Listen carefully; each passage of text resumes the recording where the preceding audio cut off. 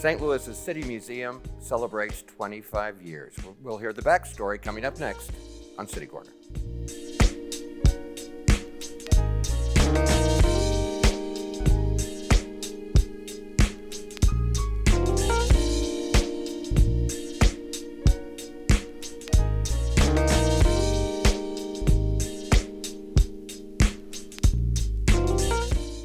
I'm Steve Potter, and welcome to City Corner. Well, if you've ever been to the City Museum in St. Louis, you know that it's somewhere very special, and they're celebrating 25 years. And here, please welcome Rick Erwin. He is City Museum's creative director. Rick, welcome to the show, and congratulations. Thank you very much. I'm so excited to be here. Now, I know you haven't been there 25 years. You've been there a while, though.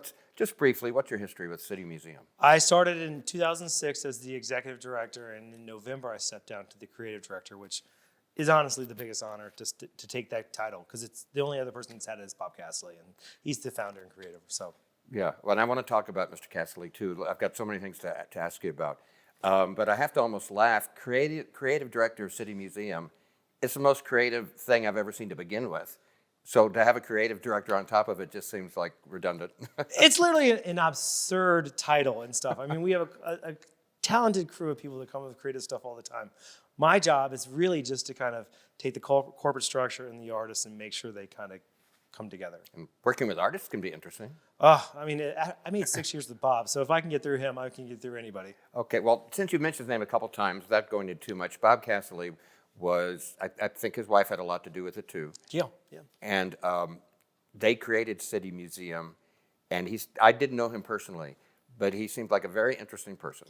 He was the most loyal person once you got into his circle, once you gained his trust.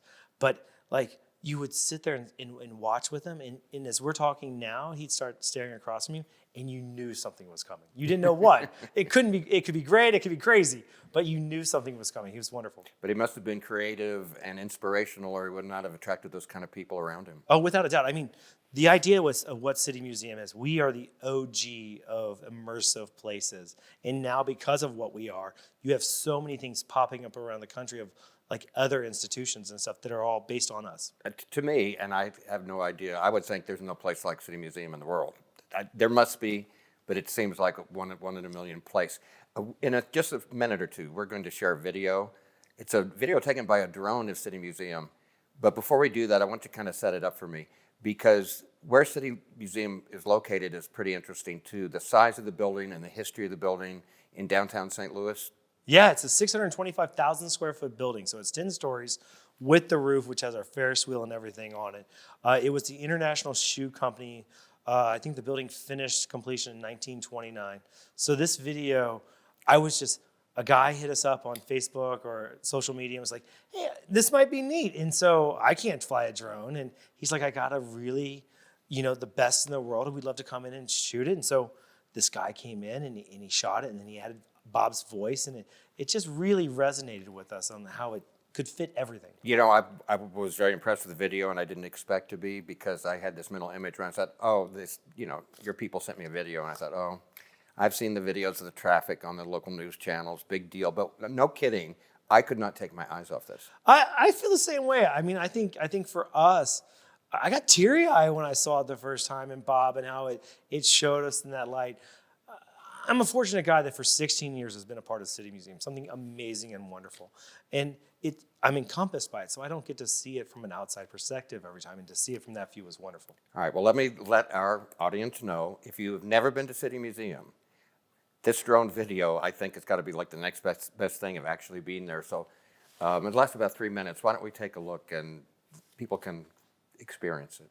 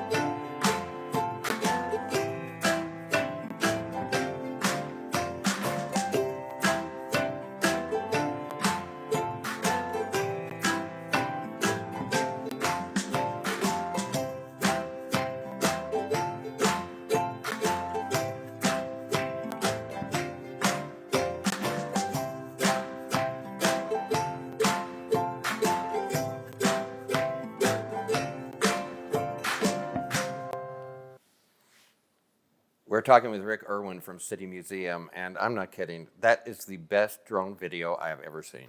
I get a little emotional. I mean, there's just so many artists besides Bob that are involved, and to see it from those different views, it's amazing. Okay, I've got so much I want to ask you about in the second segment of the show and we won't even get to everything. And people can tell from the video, there are so many areas, so many rooms, so many different experiences you can go through. But you've mentioned Mac Castley, the person that was behind all this, who passed away a number of years ago. Bob. What did I say? Max. Max, sorry. I know him too. Yeah. That's his son. But yeah, tell me about Mr. Castley and just what kind of person he was and what his life was about. Bob was a fiery guy. And so, one of the coolest things for me as an art historian for Bob is, I don't know if people know, Bob saved the Pietà. Michelangelo's David, or Pietà, he saved it from the Vatican. Laszlo Toth was hitting it with a hammer. Bob Castley's the guy that pulled him off and saved Michelangelo's sculpture. That's one aspect of Bob Castley. Get to Bob Castley's City Museum, and what he creates is just, he was a wonderful man. He was protective. He was just a guy that, as we were talking, you would see something and he'd come up with, he was great. Okay, now the City Museum is celebrating 25 years. How long has he been gone? He passed away in 2011. The museum's not what it is today. He wasn't done with it yet, was he? No, City Museum should always be considered an evolving sculpture. And so after Bob's passing, instead of being one man's vision, we became a collective's vision. And I mean, a lot of the people that we were working with that helped control the vision are people that work directly with Bob, his Castley crew. They are very adamant and protectors of his legacy. Mm-hmm. Now, are some of the exhibits permanent? Yeah, I mean, it's rare that something comes out of City Museum. I think that's something that most people are kind of assume that museums change a lot. But for us to take something out, it would take a lot more. I'd have to be actually changing a section of the museum. Now, you didn't say it was 600 square feet, did you? The whole building is 625,000 square feet. So how much of that are you using? Only 4 floors right now. So I still have, out of what we own, another 5 plus the roof to go. Wow. How do you decide what you're going to do with it? Well, that's kind of an interesting. It's things that you see. There's a lot of travel involved, and then it's just people's ideas. People come up all the time. Materials dictate. Like we will drive through a scrapyard and look for materials, and someone will say, "Hey, that looks like a snail or a giraffe," and I'll buy that piece, and then we'll build it in later. And you said you're adding something to the roof. Now, a lot of people, maybe they've never been there, but all you have to do is go by St. Louis. And when you see a school bus, like 10 stories up in the air, hanging off the side of a building, it catches your attention. That and the Ferris wheel. And Exactly. So, I mean, Bob worked on the roof for a number of years until he opened it in 2009.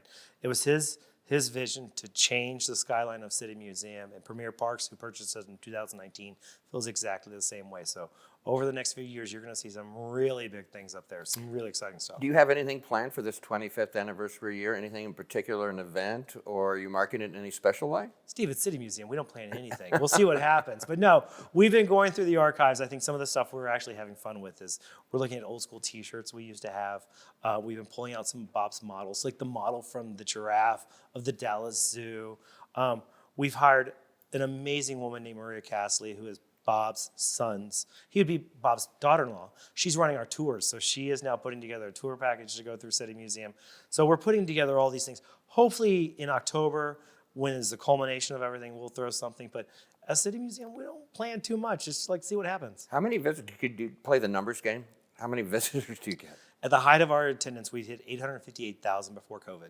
So No kidding. yeah, we're working towards 1 million. Wow. Well, we've got some shots of some of the interior things that are going on in the City Museum, and we want to check that out when we come back from our break. But we're celebrating 25 years of the City Museum in St. Louis, and we'll continue on City Corner after this.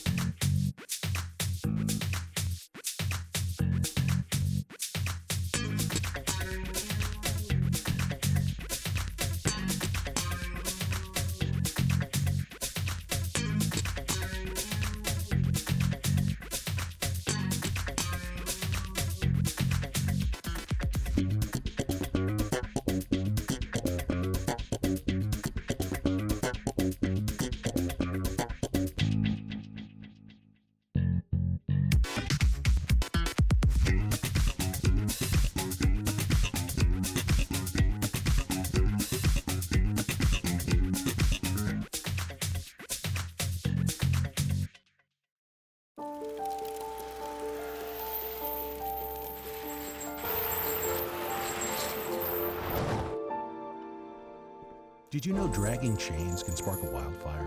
Only you can prevent wildfires.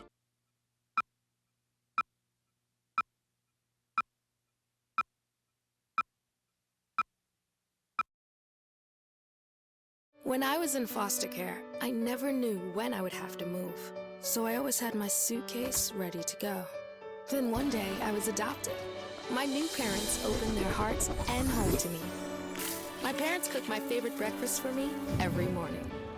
My parents take me on trips I never thought I would go on. They gave me a home and an even better reason to use that suitcase. My parents aren't perfect, but they're perfect for me.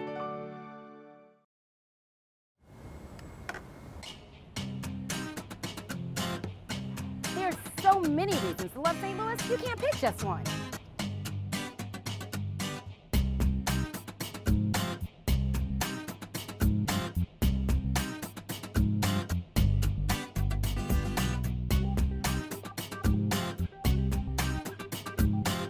From the arts, architecture, and culture.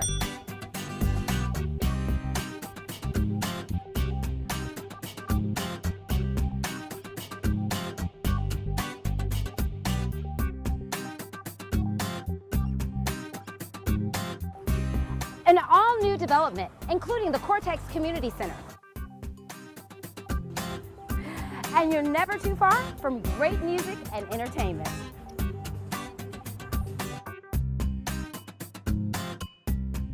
So come and experience St. Louis.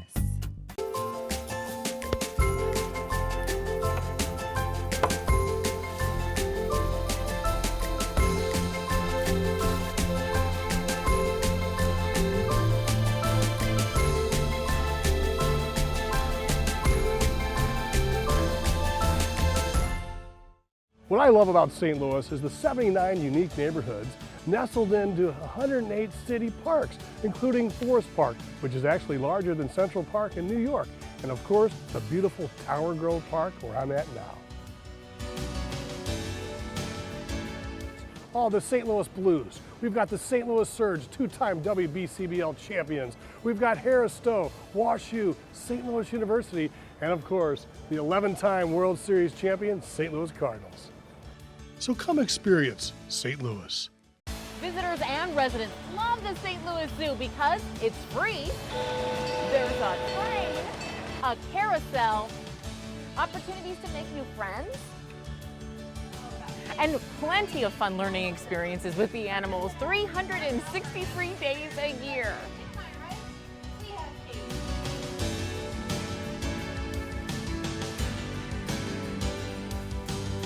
So come and experience St. Louis.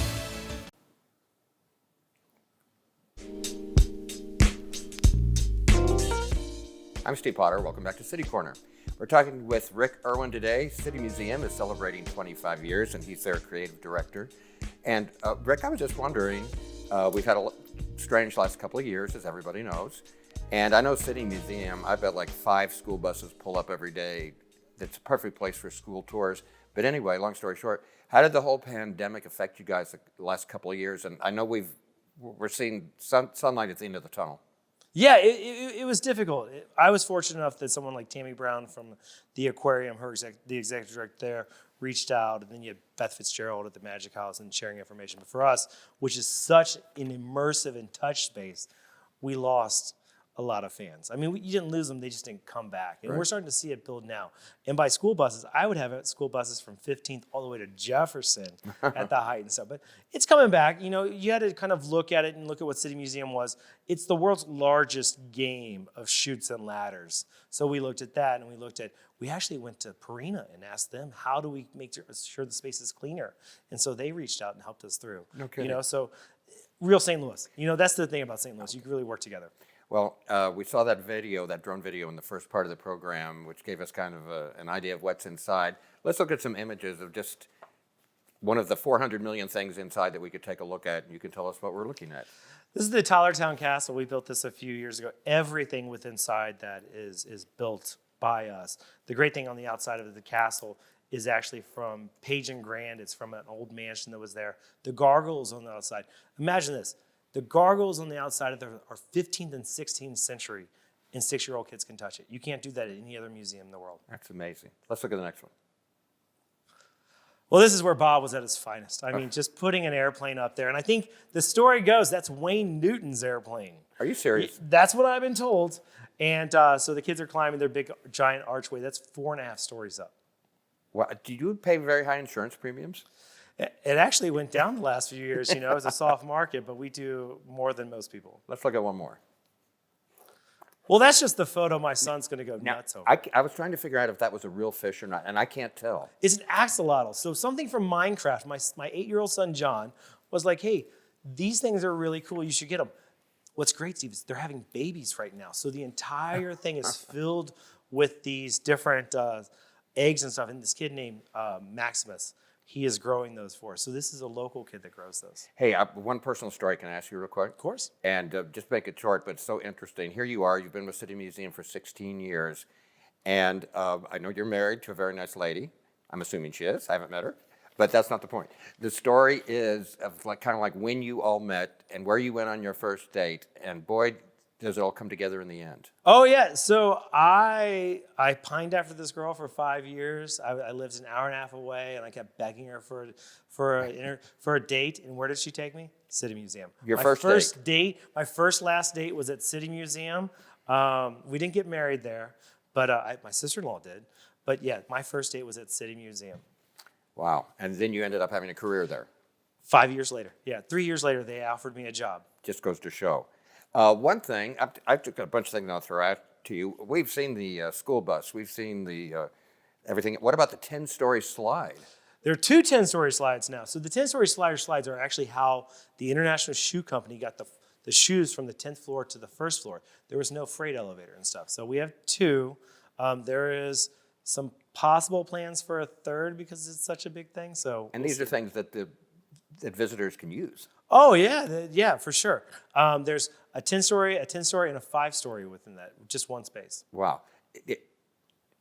Any old people like us that do it, or is it all kids? Oh, my gosh. It is just a demographic all the way through. Miss Lori Fairchild, she is 70 plus. She's done every slide. She's worked my front desk. At one point, I was told she would have my job, but she's too smart for it. A wonderful lady. No, it's open for everybody. Wow. Let's look at some more images of City Museum. They're celebrating 25 years this year. Oh, this is a touch tank. So this is one that you can put your hand in, and the fish eat all the dead skin. Matt Myers just built that. It's a wonderful attraction. Are you Brand saying new. we have dead skin? We all have dead skin, so let's get it off in a fun way. Let's go to the next one. Those are the caves. I mean, that's what we're known for. That's the center of the building. That was built City Museum on Exile. There are miles and miles of tunnels in there. Is that a hippo or something? That is a lion down there below. The hippos are on the roof now. Oh, okay, right. I get my animals mixed up. Let's see another shot of City Museum. Oh, that's me sitting on a giant rock. It's just a rock? It's a 10-ton rock that we used to live by. And you might want to, like when we're looking at this one, Yeah, explain the scale of it, because it's probably bigger than people might think. You got it. So right in the back, that's a bowhead whale, life size. So that's about 15 feet tall. The metal spiral coming up the side, that's a cooling tank from Anheuser-Busch. So you can climb up that. The fiberglass on the ceiling is all from Boeing Corporation. This is early City Museum. Original name, Aquarium. Not everybody knows that. That was the original City Museum name. It was named what? Aquarium. That's why there's But so don't you much- also have something else here called the Art Aquarium? The Aquarium is the second floor. So yeah, originally Bob knew that he wanted to partner with the aquarium, and so that's why the first floor is so aquatic themed. It didn't work out the first few years. Years later, it came together. I have to ask you, it looks like it would be a fun place to work. And I was, when I was doing some research before you got here, I just happened to see that you folks may be hiring.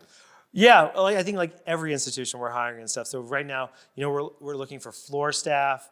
Those are the guys that get to tell you, guys and gals that get to tell you, don't run, but they have fun every day. We're looking for food and beverage. We're looking for marketing. We're looking for maintenance.